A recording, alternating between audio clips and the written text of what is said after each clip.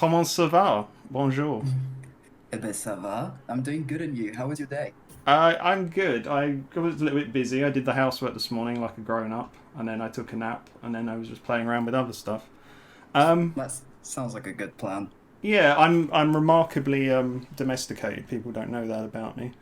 Um, so um, so the topics we were talking about today, because Kez says bonjour in the chat. Hey, Kez, I'm incredibly domesticated. You have no idea. Um, I don't I just run see the Hoover around. Sorry? there's gonna be quite a bit of French tonight. I can see. No, literally, comment ça va is literally that's the extent of my French. That's as much as I know. Yeah, so you've obviously got a lot of strings to your bow. Do you want to just give us a quick overview of yourself and give us a little bit of backstory, as much as you're confident or comfortable sharing? Sure. So basically, I'm a law student. I really specialize in international law. Before anything else, of course, I've had a bit touched upon everything, but I'm mostly focused on international law. The EU is a big thing of mine. Humanitarian law as well, international criminal law too. So I will often work about conflicts worldwide, the law that's applicable to those conflicts and the like. So that's a bit, the not really the professional background because I'm more of a scholar than anything. I'm still studying. Um, but on the side, I'm an artist as well. I write. I'm pretty artsy for someone who's in law, to be honest, and often get the comment like, "Why are you in law to begin with?" And actually, the two mash up pretty well. Yeah. So, I'm I touch multiple things. I'm quite into reading as well. I love literature. I love philosophy too. So I'm a bit of everything, really. I'm not as you know, the law side makes you look a bit stern and everything, but I don't think I am. I'm really progressive as well. So there we go. So my goal is also to support more progressive stances with the legal arguments, if that makes any sense. Yeah, of course. Um, So that's what I do too. you're we've never spoken like voice before. We've obviously been friends for quite a while. Your accent is not what I was expecting, to be honest, because you've basically lived in quite a few different parts of the world, haven't you? Oh yeah, quite a bit. I've spent time in Australia. I spent time in the UK. That's where I got my accent.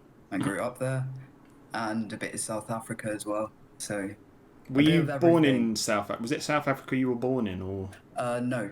I was born in Australia. you was born in Australia? And also, your um, parents are from where? I can't quite remember. Oh my goodness, the family history. It's all over the place. So I've got. I consider myself Slavic. I'm a bit mixed from everywhere. So there's a lot of ex-Yugo, of course, but mostly Bosniak and Croatian on that side, Mm, Czech as well. So I'm very, very close to my Slavic heritage, but I also have bits of the Middle East, and part Caucasian as well, yeah. in the geographic sense, not the American sense. So there's a bit of everything, but I'm very attached to my Slavic side. Do you? I presume that's where a lot of your interest in international law comes from, just because you've had all of the experiences and the nature of your background. Oh yeah, definitely. Especially and like the interesting mix that I have here is that I'm from a very political family as well. Mm-hmm. So that brought me in too. My family's quite progressive, if not very progressive. And so in between my grandfather, who was really working in unions, who was protesting a lot, my grandma same in unions. My dad transferred it to me as well a lot. So I had this political background to begin with, and then it mashed up with the international side, and here I am. How do you describe yourself? Because I hate political labels. And personally, I think if you put a gun to my head and asked me to describe, I think I'd be kind of incoherent. Um, but where would you, if you had to give like a specific label politically to yourself, how would you describe yourself? Oh my goodness, they're gonna lose their mind on Twitter. I think everyone knows really. Like I'm identify as an old school social democrat, really. Yeah. So the biggest representation of my positions is, I know this is very nebulous to someone who isn't from France, but it's the constitution of the Fourth Republic in France. It was known for being a very left-wing constitution, which guaranteed, progressive stances socially, left-wing economics as well. And you had some figureheads there. I'm thinking Jean Jaurès mainly, who are considered to be strong left-wing figures in France. And so that's how I define myself. That's why I say old school, because the Front Populaire was in the early 20th century. Okay. And they were the ones who passed, paid leave and things like that. Awesome. Okay, cool. So, what initially prompted you, like, when you left school, presumably? Why was law the thing that you sort of really gravitated towards? Do you want to laugh, actually? It Always. was genuinely a pretty random choice. I wasn't sure what I was going to do, because initially I wanted to study art and everything. And I figured, hey, why not try that? And I did. And I ended up really, really liking it. And now I'm here. So it was a completely random choice, really. So I had no reason to do it. It was quite the rocky start as well. Yeah. And here I am now after a few years, and I love it. I thought I wasn't going to like it, and I actually really like it. I had a few preconceptions about it that were completely wrong in the end. So here I am. Where do you see yourself? Like, do you want to practice in a particular field or a particular institution when you graduate? My big love is the European Court of Human Rights. Yeah. It's a great court, very progressive case law, and they've been precursors to a lot of the protection of a lot of fundamental rights and the like. They've actually supported trans people ever since the 80s, really. Wow, I didn't know that. Oh, they're really based. I've got the case law in mind. I can send it to you. Yeah, it was please. actually against France as well. And so I would love to work there because it's a bit more extended than the EU, really. The EU is more... It doesn't have as many member states as the Council of Europe, of which the European Court of Human Rights is a part of. So I was thinking about that because they work, in Bosnia and the like. And of course, I'm really interested in the Balkans with my heritage and the like. So that was an option. There's obviously, because I'm living on the land of it's an even bigger land of hope and glory now that we've left the EU. Like, it's just the best thing ever. We're all going to get our own... Once it's finally confirmed, we're all going to get our own Spitfires. Lord Nelson's going to come back from the dead. It's going to be fucking based. But one thing, obviously, I try and be as informed as I need to be on things. But there's obviously a lot of things that people, especially Brexit voters on Remain or Leave, no one really here, and I include myself in this, most people didn't understand what the fuck the EU was. I think there was actually a story about a Google registered enormous searches for what is the EU or what does it do. And there's a difference. You mentioned the European Court of Human Rights. There's a difference between the Council of Europe and the European Union. Is that correct? Is that... Yep, absolutely. They're completely different institutions, actually, and I've got a funny anecdote in that regard. Yeah, sure. But the European Union and the Council of Europe are completely different things. The Council of Europe has many more member states in it. It even has Russia and Turkey in it. And its goal is to protect fundamental freedoms and rights, whereas the European Union, as history goes, it was born out of war initially, out of World War II. It was the idea of keeping France and Germany in check, and it became an economical union. That was the goal. If countries are exchanging between themselves, they're not going to go at war against each other. And then it started shifting, and they started including social policies, political unions and the like. And it's possibly going to go in a very good direction as well. I'm hoping it could become a federal entity at one point. This would be the part where some Brexiters would actually start screaming that you've said, the federal course. Europe. I know, right? I'm kind of... Can you hear me?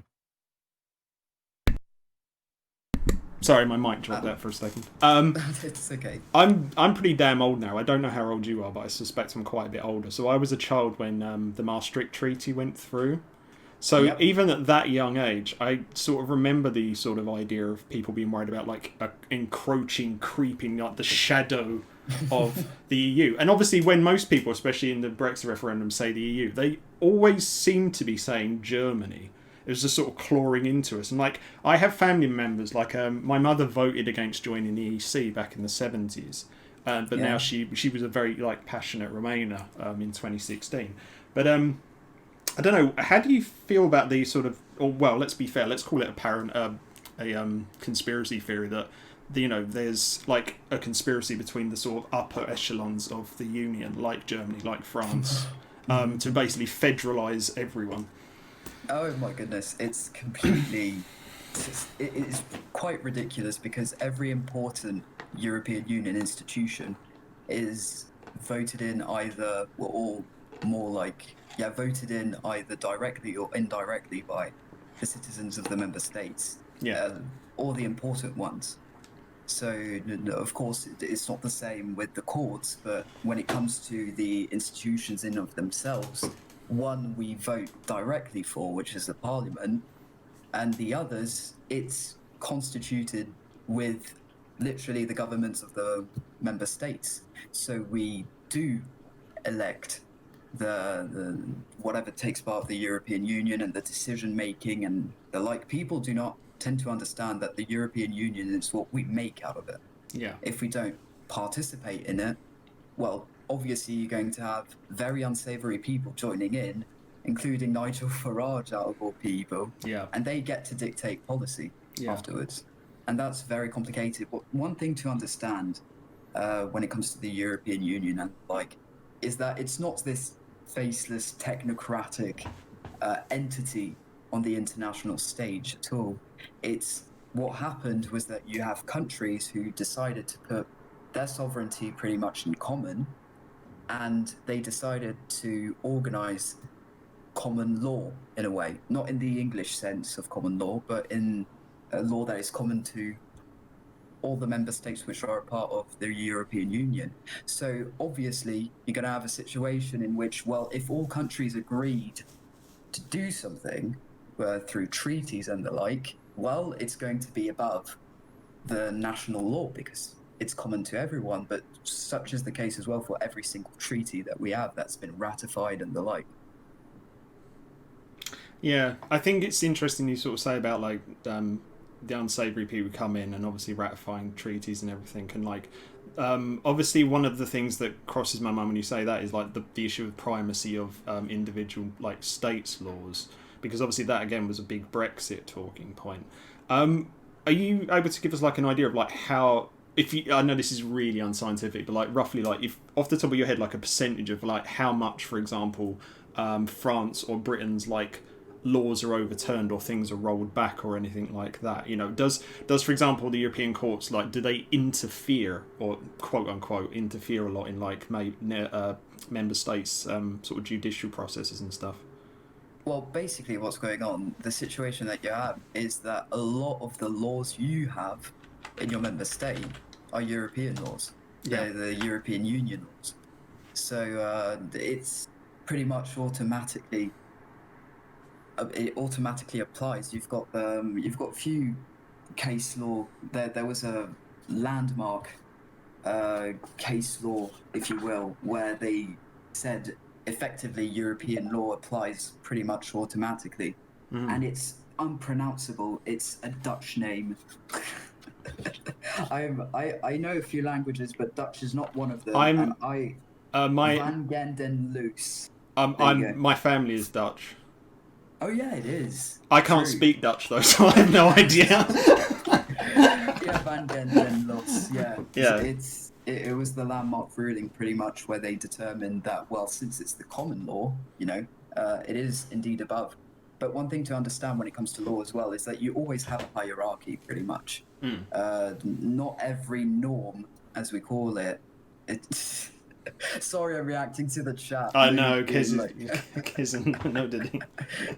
Totally sounds as hot as he looks. God damn it. Well, thank you, Waffle. But basically, yeah, indeed, all norms aren't worth each other. Usually at the top, you've got the Constitution. Mhm. That's the most important law you have. Well, norm, I should say norm. Then you have laws, and you have other things beneath. And every norm has its legitimacy through the law, the norm that is superior to it. So if it contradicts the norm that is superior to it, it's going to be invalid and Yeah. cancelled out. And treaties find themselves traditionally in between, the constitutional block and the legal block. So they'll be in the middle, but every now and then treaties are a bit above. There's a bit of a debate in doctrine about that, since sometimes you have the constitution which is amended a bit so that it fits the treaty and the like. That was a bit the case with the European Union. Yeah. But it's definitely not that faceless institution and that some people depict it to be. It's not perfect, far from it. We've got a lot of work to do, but it's pretty great. I mean, I think the slogan that I always kind of like is "Remain and Reform." Oh yes. What would you Definitely. say are some of the things that just to be the Fox News fair and actually we'll be try and be actually fair and balanced. TMCR. What would you say are some of the criticisms you have of the European Union as an institution generally? Like, if a Brexiter came up to you and said, "Oh, you think the EU's perfect? You think it's the greatest thing ever? You want to turn us all into Belgians or something?" What would you say to them if, like, just to counteract them and say, "Well, actually, I've tried to take a more nuanced view of it." So like the flaws the EU has in Yeah. general. I'd say, there are events that the EU handled very poorly, and actually it's due to they weren't ready for it. A lot of people argue, in doctrine and the like, that enlargement was too quick, that they didn't perfect, if you will, the legal framework of the EU before accepting more members. And the situation that you have is that the decision making can be halted by a lot of times you need to have a unanimous vote about some changes. And so what that creates is that you have a European Union who can act very slowly sometimes because everyone needs to agree. You have others where need less than that, and in which case it goes a bit faster. But when it comes to really crucial reforms to the European Union that it really needs, it's halted exactly by that framework. And so when it comes, for instance, when it comes to Hungary and Poland, people have been calling to trigger Article 7 against those two countries so it's to specify for the audience, it's the article in the treaty on the European Union which allows to have sanctions, and also to have sanctions against a member state who hasn't fulfilled, European Union obligations, especially when it comes to for freedom, democracy, Human or the like. rights. Yeah. Exactly. So, but the Hey, situation everyone. you have with Poland and Hungary is that you require unanimous vote for it. Yeah. And what do you think that Poland and Hungary are going to do? They're going to veto for each other. That's the complicated geopolitical situation you have. I just want to come. I'll come back to Hungary and sorry. I'll come back to Hungary and Poland in a minute because I have some obviously some very specific things I want to talk about there.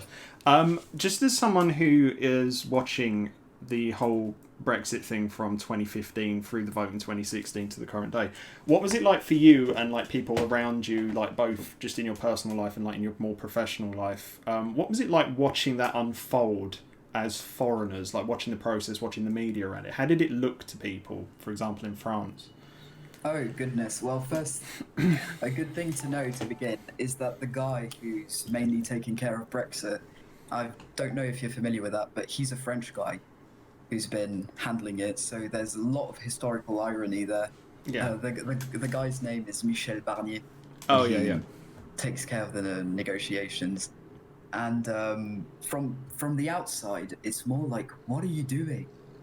Are you, Jesus Christ. But a lot of us, have been considering that the UK has been making a lot of EU progress difficult as well, Yeah. as it was opposed to a lot of reforms. It basically the way the doctrine sees it, the debates have seen it, is that the UK wanted all the benefits, but not contribute Yeah.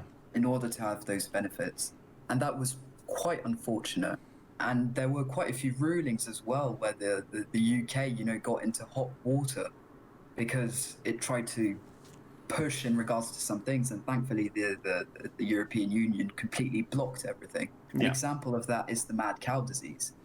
The European Union intervened in that regard and shut off the UK so it couldn't, bring contaminated meat to the European mainland.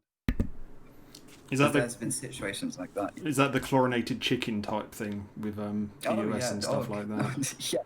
Yes. The European Union has the highest, standards in the world when it comes to the consumer safety and the like. Yeah. All the regulations, they're the highest in the world. So it creates a really safe market, actually. Because as well, with the weight the European Union has, they can act pretty quick as well whenever there's, an issue in regards to consumer safety and all of that. Yeah.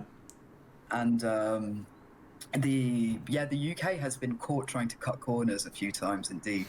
They really insisted on selling their beef back then, and the European Union used I don't have the term in English. Let me just check it. I'm going to have this issue a lot where I know it in French, but I don't know it in English. Yeah, of course. It's... Hold on. Say it in French and then Kez can translate for us. Well, in French, it's principe de précaution. And it's precautionary principle. There you go. Okay. So, they made that kick in. And thankfully, it stopped the UK from, pushing a bit further. Yeah. But yeah. So but the UK's been caught doing that. There's a fun court ruling as well where they tried to dodge a bit some regulations regarding the free market. Yeah. And it's a very funny ruling as well, considering it was actually about porn films, and it's a landmark ruling in regards to the free market. Okay, we need to hear a bit more about this. What was the more particulars behind this one? Okay, so the name, first off, for reference, it's Hen and Derby.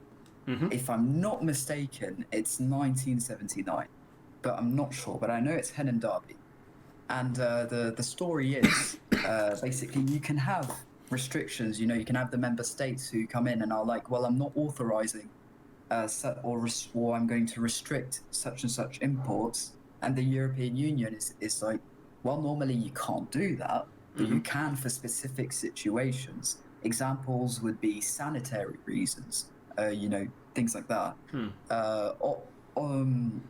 Austria had a situation where indeed they based it upon sanitary measures, and the European Union accepted it because they restricted in the most minimal way possible. Yeah. By trying to guarantee the biggest safety possible. So there was a compromise in that regard. And the UK, regarding porn, was like, we are not importing European porn because it goes against our morals. They based it upon that. And so the European Union, the European Court of Justice kicked in and went like, you produce porn yourself. Yeah. So that makes no sense. You can't say it goes against your morals and then argue, well, you can't hold that position that way. So that's the story. That's Hen and Derby, and I'm just going to check really quick. I think it's 1979. Hen and Derby. Yeah, it's 79. It's a pretty great case. It's very random, but it's a real case that we use in commentary and the like. The Jew stuff. I find that very funny because, obviously, I don't know if you must know about it, and I suspect some like Kez will know about it, and maybe some other people from like the British Isles and that. We obviously have things like page 3 girls, and things like that. Like literally, like our national newspapers for decades, arguably, possibly even most of the 20th century. Literally, like the third page of each newspaper was basically like pictures of like women with their breasts bared. So that's extremely hilarious to me that we would turn around and try and like wave our morals in front of people. I mean, there used to be the meme that obviously German porn was where you wanted to go if you wanted to get the really good stuff, or at least the really hard stuff.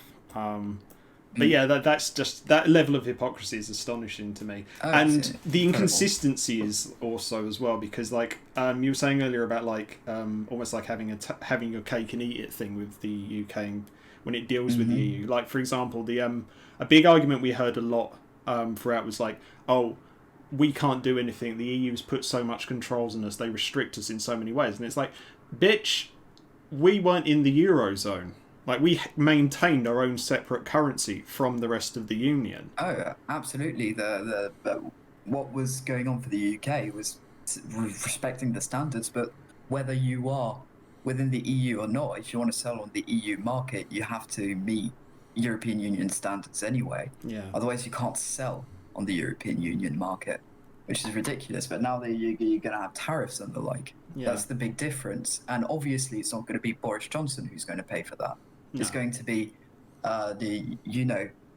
more economically vulnerable people who are going to pay the price of that. Because keep in mind as well, in the European Union, you have countries such as France, you've got Bulgaria as well, who are very strong when it comes to agriculture. And the European Union, that's French lobbying as well for you. But there's a very strong interventionist policy regarding the European Union to protect farmers. And to finance them as well, and it's very complicated. But basically, they try to keep prices steady, so they'll buy in a bulk or something like that to keep the prices even and quite low. They'll compensate, the farmers so that the prices stay low, but that the farmers stay well compensated for their labour as well. And so UK farmers as well, they're not going to profit from that. But also, when it comes to importing, from Europe's granaries, pretty much, because you have countries who very fertile, like France, with very strong agriculture, and it's going to be much more expensive. And that's really, really unfortunate, because of course, all the cronies and the lads who push this shit are not going to pay the price of that. I mean, Nigel Farage got the German citizenship for his kids, if I'm not mistaken. Yeah. Oh, yes. Yeah, the astonishing level of hypocrisy. I think, I don't know this for sure, so if anyone knows better, but I think he's also going to be able to claim his pension from the European Parliament once we've gone. He'll still be able to get his MEP pension. I haven't looked into that, but I wouldn't be surprised. Yeah. So this is the thing, right? Like, I'm obviously a Remainer, and I've had very sort of at times even ferocious arguments with people in real life, especially like family and friends who have voted Brexit. But ultimately that's just like the energy from just how chaotic everything was. But at least one thing that I personally, as a standard that I really like, is honest, like intellectual honesty and consistency.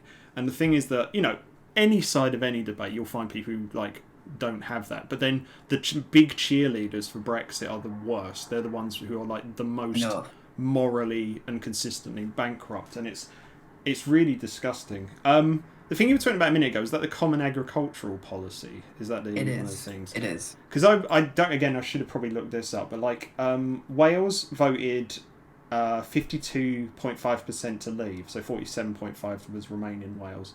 I'm pretty sure that maybe a year or two ago, the government announced that they're basically going to increase subsidies to like the farm industry in that part of the world, so maybe even like parts of the southwest of England, because that region relied so heavily on contributions from the European Union. So it's like these, I don't want to sound too patronising, but sometimes it's like people have been manipulated to such an extent that they're very much working against their own interests. And as you say, it's going to hurt the poorest, most vulnerable people, or at the very least people who have to work the hardest and struggle the hardest to get by.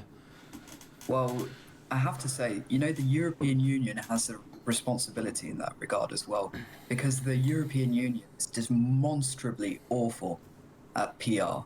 It's very bad at that. It's always been, weak point of the EU in general.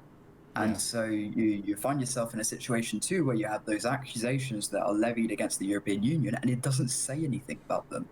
But it has done a very poor job as well at explaining how it works. I'm very much a partisan of making, law and those kinds of topics very accessible, because they're crucial to the way people interact in society and the like. And hello, add more boosters. Hello. Greetings. Checking the chat at the same time. It's right there. But thanks for stopping by, boosters. But yeah, it holds a lot of responsibility in that regard. If the European Union is perhaps a bit more transparent, not in the economical sense, like it's not more corrupt than another institution and the like, but more transparent about what it does, what it brings. I think there's even a lot of policies as well that the European Union has that much more left-wing people would really support. I consider myself left-wing, but from what I got, I'm not a leftist though, according to Twitter discourse. I do really consider myself left-wing though. But the European Union has interventionist policies in order to protect some industries and the like from being absolutely overwhelmed by America, for instance, while the United States and even China and Russia and the like, which are crucial and that support very localized businesses as well. But the European Union doesn't say that. No. And that's something I have a lot of issue with. Because, obviously, okay, I study it. I learn all of that because I study it. And I don't think that's normal. It shouldn't be kept behind open doors like that. Yeah, someone in the chat just said the only PR most people get about the EU is coordinate arguments by anti-EU people. Yeah, and the point that Radinsky just made was literally just the fact that they're much better at it. Oh, they are. Yeah. The European Union is an incredibly convenient scapegoat. Yeah. All the problems that you have at home, all the domestic issues and the like, you can just blame them on the EU because it won't say anything anyway. Yeah. And it's incredibly frustrating as well when we're discussing this with my my fellow lawyers and the like, and legal scholars and the professors and everything. It's incredibly frustrating to see the European Union just stay there and be like, oh yeah, this is fine. And that when you're like, well, if you explained your policies a bit better, people would see how crucial you are and how much of a behemoth you could become too. And to the benefit of everyone in Europe, the European Union is absolutely crucial for our safety as well. It gives us a lot of geopolitical weight, and what the UK did is just serve itself on a gold platter to the United States. When the EU was, it creates a balance. The EU market is more powerful than the American market. The population is considerably heavier, and it also the financial means as well. It's not entering the European Union market is a very bad decision if you want to invest somewhere, Well, I mean, I suppose that's why, especially after the fall of the Soviet Union, so many new post-Soviet states were like scrambling to get in there. Oh, absolutely. And in some topics as well, I'm going to talk, without the political lens and the like, but that's why you had a lot of post-Soviet states as well who joined NATO, even if it's separate, but when it came to the European Union, there was indeed the economical boost you get from it. The way the GDP literally explodes once you enter the EU is really impressive, because you benefit from all the EU intervention and the like. You have access to a market with like no tariffs and the like, which obviously brings down prices for consumers at home. Yeah, exactly. And geopolitically as well, the European Union is why we're not being utterly crushed by the countries such as the United States or China. I'm not including Russia in that, because Russia is not what it is compared to when it was the Soviet Union. It's not as powerful as China and the United States are. Its bark is bigger than its bite, but it still bites quite hard.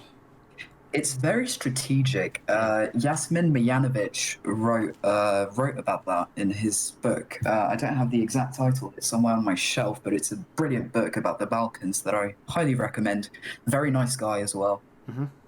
He explained, that since Russia's means have considerably decreased ever since the Soviet Union has broken down, it's very strategic in the way it hits because its means are limited, and that explains the strategic hits when it comes to the internet, and helping up far right parties in Europe and the like. It's it's those strategies, they do not have the means the United States has, for instance, and the like. They need to be very careful about how they allocate their resources in that regard. Yeah. Basically, they engage in a form of accelerationism, to be honest. If you think about it, the European Union is a pain in a lot of countries' arse for plenty of reasons. The United States, if we were a federal entity, the United States would have to back off a lot of things that it does, and that annoys the shit out of it. Do you know what I mean? Yeah, no, I can imagine. As you said earlier, like a federal Europe would be, a massive behemoth. And obviously, as you say, like the geopolitical thing in regards to other states, like the Russian Federation or the United States or whoever, there's obviously the interests of big corporations to destabilize the European Union. Like, there's absolutely. a quote that Rupert Murdoch had once. I'm obviously paraphrasing, but it was something like, I don't like the EU because when I go to Downing Street, they do what I tell them. The EU doesn't. Absolutely. I don't know if a lot of people are familiar with this, but obviously there was the whole mess regarding the huge controversy regarding the copyright law and everything regarding the EU. Yeah. That was passed on, Article 11 and all that. Is that Europe's going to ban memes thing? Oh, yeah. That was ridiculous. I actually ended up in Sargon's fucking replies back in the day. It was an absolute nightmare. I had a bunch of a Reddit moment. Yeah, exactly. It was absolutely a Reddit moment. And I ended up in his replies, right? And what's really complicated when it comes to the EU and law in general is that it doesn't fit in 140 characters, It's, you've got entire developments and like... And I just had a bunch of Brexiteers ganging up, Article 11 and Article 13 loops, yeah, absolutely. At best, that situation actually wasn't going to change much, really. Like that would be the worst outcome for what was going to happen. Nothing really would have changed. Yeah. But obviously, a lot of companies were very bothered by that because it had to force them as well to make sure that even smaller artists ended up in a situation where their own copyright was respected. I have been fighting the nuts. I am not doing that again. I am not going in Sargon's replies on Twitter ever again. I think especially there's no real reason to do anything with Sargon anymore. His mind is melting. He's still managing to make his money, but yeah, he basically, or indeed his only stock in trade now seems to be simping for Shoe on Head. That was really funny. I don't know. I mean, the thing is, especially when I was like thinking about starting streaming and that, I'm not someone who, if I get into drama, I can handle it, but I don't go looking for it. And honestly, I'm not saying you do. Either. I'm just saying that, like, if you find it, you have to be prepared for it. But it's just the Sargonites, the Sargonauts are just like the brainless energy is just increased. The actual radiation that comes off of them. Imagine being a fan of Sargon in the first place. Like, why? Sorry, Waffle just... He sent me articles to support his rape gang claims, but they were unrelated from 2007. Oh, God. That's the equivalent of Hypocrite's Iran transgender research in his Jangles debate. Oh, yeah, wow. Wonderful example of, tolerance from Iran. For forcing... gay people to transition when they're not transgender. Like, I've seen conservatives use that as a talking point, being like, "Oh yeah, Iran is progressive; they accept trans people," and I'm like, "Are you serious?" Well, I mean, it's the closest thing to one of the worst turf talking points as well. The idea that like parents are they're trans in their children because it's Oh, apparently goodness. easier to be gay or lesbian than it is to be trans. I don't know where they've got that from, but yeah, I mean It's it's like ridiculous. it's the closest proper example. Ignoring the fact that people like them would probably actually quite like to live in a theocratic state. It's the fact that it's run by brown people that's the problem. But yeah, Absolutely. I don't know. I was going to talk about something about like Brexit regret because apparently there is an issue with that. A lot of British people are actually like increasingly, or at least this is from 2019, so obviously I don't know if there's been much of a follow up. Yeah, polls show Brexit regret is so strong that Remain would win by a second referendum by 9 points. Now this is this is heartbreaking to me now. But as I say, back in the day, I would have been outraged by this. I would have turned around and said, "These fucking dumbasses, they should have known what they got. This country, I hope it sinks into the fucking sea because we're all cretins, And now I'm almost very sympathetic to these people, especially people in the north who were promised so much during the Brexit campaign and then promised even more during the 2019 general election, and then they're already being like torn apart. I actually find it very difficult to be angry at these people now because, as I said earlier, it's sympathy for the conned, hatred for the con artists, because the whole thing has been con artistry across the board now. Oh, it has. It's been sheer right-wing populism from the get-go, sheer demagoguery as well. Actually, in legal doctrine and the like, we tend to not like referendums a lot. Now, hear me out. It's not out of not listening to the people, not at all. It's that the issue with referendums is that you put very complicated questions which require a lot of nuance. Yeah. And you make people answer with yes or no. Yeah. And that is very tricky. And we have a bit of a bone to pick, amongst legal scholars and the like because of that. Because you end up bringing people to answer to something that is simply not an easy question at all. Yeah. You've got a lot of nuance to bring into the debate. You've got a lot of facts going on as well. And I'd argue, you have representatives for a reason. They're supposed to know all that shit, but, well, we're going to have a moment of cynicism there. But that's, the big problem I have with referendums, because suddenly it became a huge topic and people had to decide very quick what they wanted. And they put themselves in a situation where, it's really not fair. And it's been launched because some governments refuse to take responsibility as well for domestic problems and decide to scapegoat the EU for it. And that's not fair. Yeah. I mean... Now they can... Yeah? Sorry, go on. Now, if you want to finish. Well, now anything that,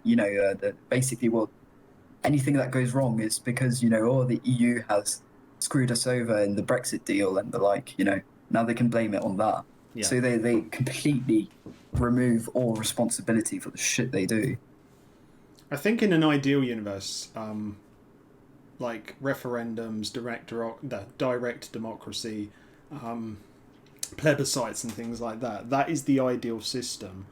But obviously most people don't have the time of day to like constantly pore over political theory. It's not necessarily like their jobs or their study focus or just anything else. Everyone has got shit to do.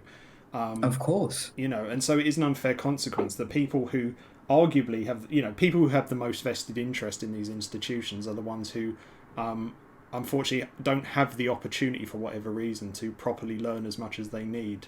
In order to help make those decisions. And at the same time, though, like I don't have the moral right or any kind of like right to dictate, what people should believe, what their morals should be, what their values should be.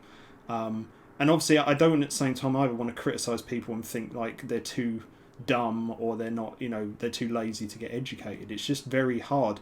And I think the entirety of the Brexit campaign exposed that. There was that story about, I don't know if I mentioned it earlier, but I think I did, about how like people started Googling European Union the day after the vote had been the results had come in. It's actually incredibly shocking, and it makes me sad now. It doesn't make me angry anymore. It just makes me really sad. Absolutely, because a lot of institutions and political figures and the like have a lot of responsibility in that. There were also some decisions from the long run that haven't been made. which caused a situation as well. I mean, not everyone is going to be able to find the time, and I don't blame them, to read the intricacies about how the European Union fucking works. I mean, I've been doing this for 5 years, Yeah. and I still don't have everything. Yeah. And whenever I'm working on it, I need to have all my sources with me, and that's what I do in life. That's it. That's my topic. So, like, I do that all the time. So imagine someone who doesn't. At the same time, I keep considering, that I think it should be really important for schools to have classes about law and everything for individual rights and understanding decisions to be made like that. Because it's good. It's the future after all, too. And not everyone has the time to delve into very complex theory with everything going on in life. If anything, I find it quite elitist as well. Yeah. To expect that not everyone has the time during the day. That's why school is a resource in that regard, but we're not going to count on Tories to reinvest in the education system. Well, I mean, ultimately, especially right wingers, but not exclusively, but typically, they want a they want a easily manipulated bovine population that they can just throw news stories at, or in the case of Nigel Farage, show a big scary launch poster with loads of brown people queuing up, which went live, I think, the day before a white supremacist shot and killed a leading Labour MP. Like this fucking garbage. Yeah, I'm terrible with fucking Windows, but yeah, this sort of thing. Yeah, these sort of big posters and that. And it's shocking. These are the people who own the discourse, and people aren't. And again, I'm not trying to be patronising. People aren't equipped to deal with this because it plays on their emotions from the get-go, which have everything is interlinked. I had this conversation with Noti yesterday, actually. I think that Noti confirmed. My memory's shit, but I talked about how everything truly is interlinked as well, and it's very complex. And when you pull a plug there, you end up creating 55 problems elsewhere and the like. And you ask people to talk about issues that are incredibly complicated, and who are also the result of a chain reaction more than a simple policy and the like. An example being the refugee crisis, indeed. And then you have demagogues kicking in and using such incredibly complicated conversations that imply human lives as well. Yeah. It's just mind-boggling to me. And I have to deal with it all the time. The preconceptions about everything but hay. Obviously, the leading thing, one of the biggest talking points, even to this day, or perennially forever, is obviously immigration controls and that.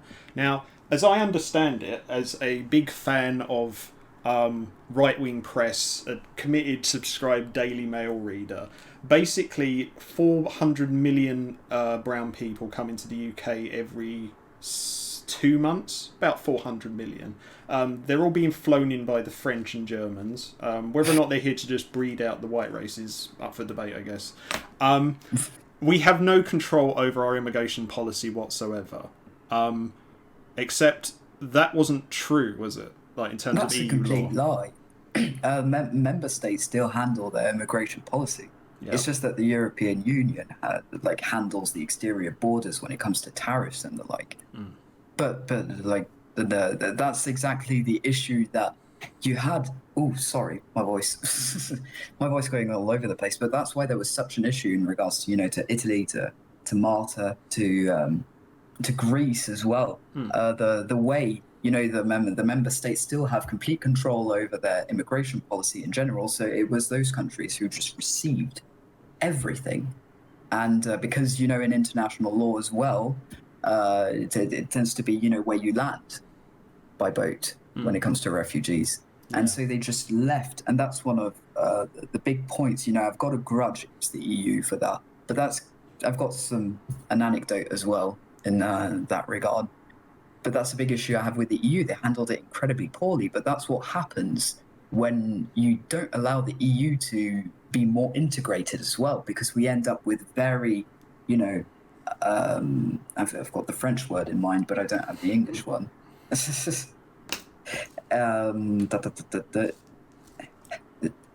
quoi le mot? I can't Hey, remember. once we Anyway. get our empire back, you're not going to be able to use Hold that on. language. I'm going to look it up because it's the right word for No, Rule Britannia. Only the Queen's English from now on. it. Disparate. It's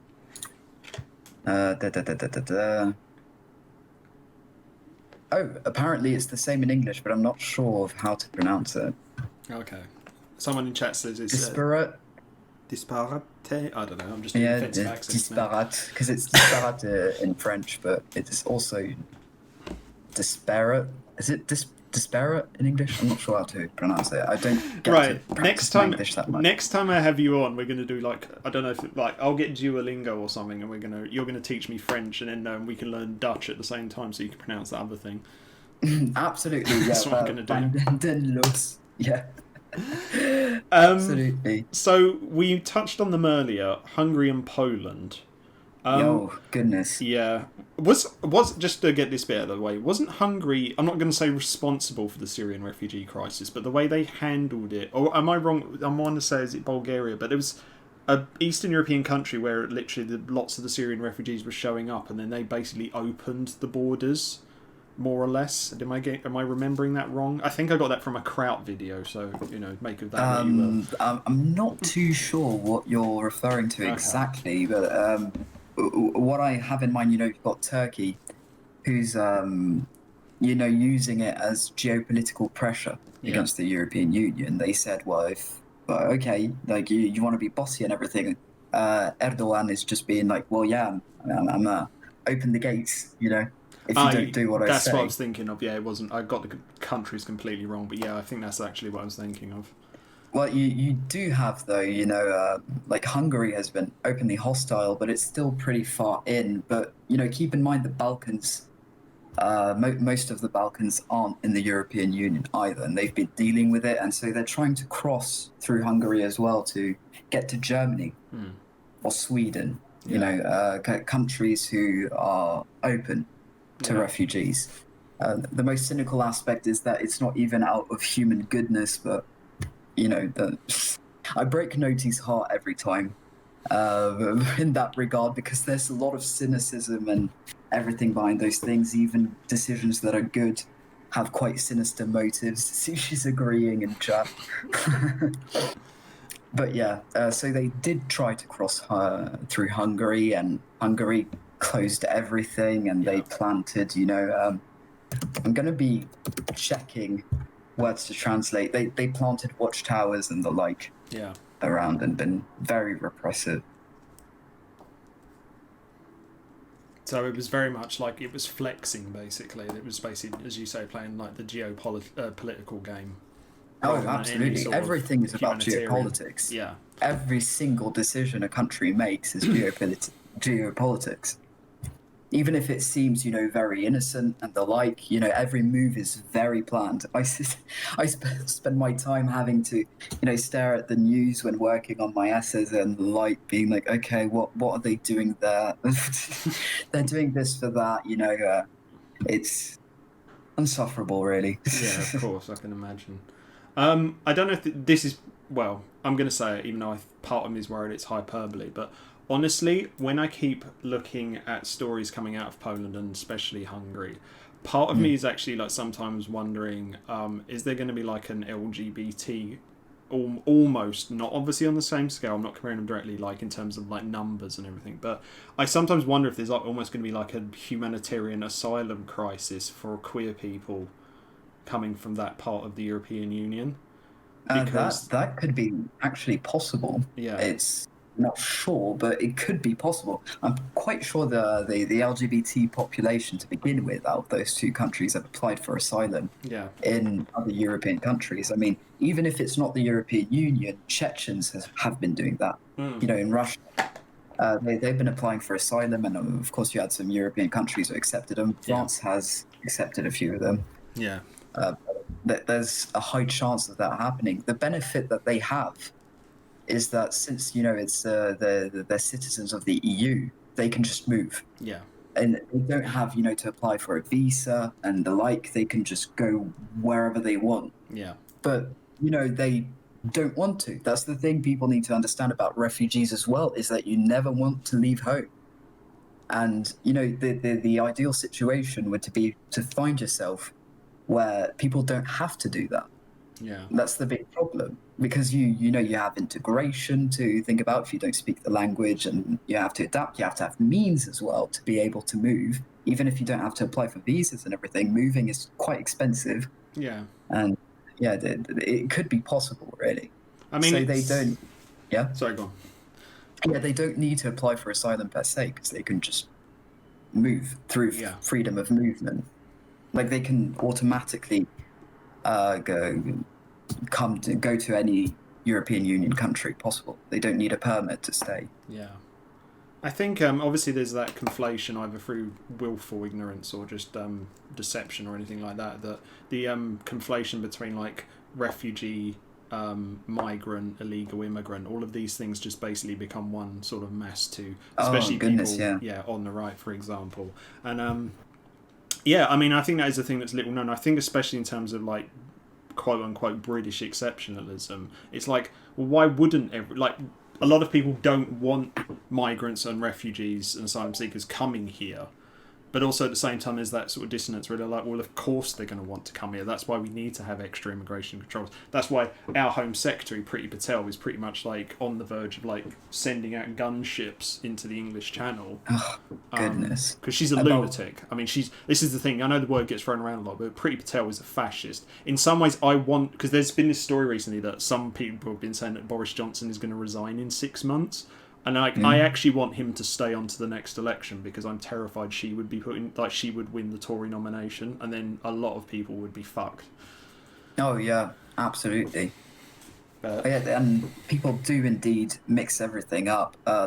Like working on conflicts all the time, and refugee rights, like none of them want to leave. Of course, like if you put yourself in that position as well, it doesn't cost much to have a bit of empathy and trying to place ourselves in other people's shoes. If there were a civil war in France, imagine, I wouldn't want to leave France. If to come to the fact that I'd have to leave to ensure my safety and the safety of my family, it's because there's no other way. And that's how desperate those people are, because they don't want to leave. They want to, no one wants to leave home. Yeah. And that's what a lot of people have a lot of trouble understanding. Yeah. Especially considering they're very well aware of the risks as well. Yeah. But that just serves to show how dire the situation is on the ground. And when it comes to civil wars and the like, it always is. And I wish more people understood that too. But again, it's obviously the classic thing of, people have problems in their lives, they have stresses. Like you, I'm not I consider myself a leftist. I consider myself a social democrat. I'm not we both have friends who are further to the left of us. But it's very difficult for me to deny that capitalism obviously pushes a lot of people in first world nations like ours under increasing pressure. You're feeling it. Your wages aren't rising in the same rate as inflation and things like that. The wage gap is growing bigger. You need to direct your rage somewhere. So the powers that be, for want of a better term, they have a scapegoat. They have the EU, and obviously more on a more visceral level, they have people literally fleeing war zones. And you can look at them and be like literally some of it is there's some really disgusting things that are just little things that I sort of struck me quite profoundly, and that I remember. There was one comment I saw on Twitter where there was a picture of a Syrian refugee with a mobile phone, and they were like, what, that can't be a refugee, they've got a mobile phone. And it's like, oh, come on, they're leaving a war-torn country, they're not leaving the 17th century. These are actually countries where they have, these are countries that are, industrialized. These countries have cell networks, and as you say, these people, a lot of them don't necessarily want to leave. Absolutely. Yeah. And of course they're going to have a phone. Yeah. I mean, most people have a phone today. And No. even These have people, multiple these phones. people all live in dusty villages and deserts. There's only one goat. That's literally like when you look at these people. That's what I unironically think. That's what a lot of people would believe. They would look at them and be like, "Yeah, well, Absolutely. you know, It's really ridiculous. It was the same, with the Yugoslav wars as well. yeah, I mean, they were like, oh yeah, people picture things that I'm just done in general with the preconceptions people have, yeah, of how they see, refugees, how the reality is on the ground. And yeah, their worldview is that brown people live in tents behind a dune. Exactly. yeah, Even, well-intentioned people have those stereotypes. I've like, even in regards to my own ethnicity, I found myself having like pretty not nice stereotypes. yeah." So yeah, but it's a bit self-centered, and the inability to stretch out and look how the world is going in general. It's Yeah. it's a bit infuriating, really. Should we move on to something a little more fun? I really Okay, appreciate yeah. this conversation. Let's If you go. want to keep That going, was we pretty can. dark. But yeah, no, it was dark, but at the same time, I kind of think it was a good sort of point to finish on. If you want to keep going, we can. But honestly, I'm actually quite excited for the next couple of topics. So